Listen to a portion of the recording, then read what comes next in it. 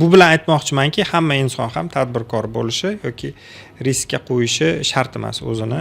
Sababi tadbirkor hozirgi kecha kunduzda ancha tahlikali vaziyatda, sababi 24 ga 7 rejimida ishlamasa, tadbirkor o'ladi. Ochiq gapda, hozirgi kecha kunduzda shunaqa, chunki bozor shiddat bilan o'zgaryapti.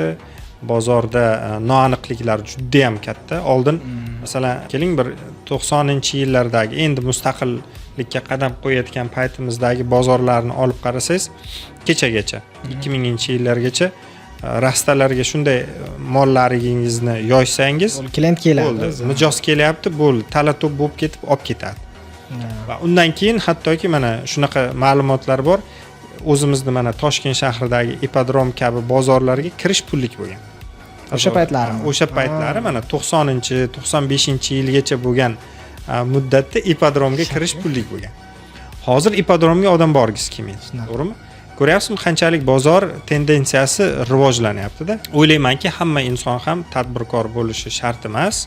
Top mutaxassis bo'lib ham yaxshi oylik, yaxshi daromad qilsa bo'ladi.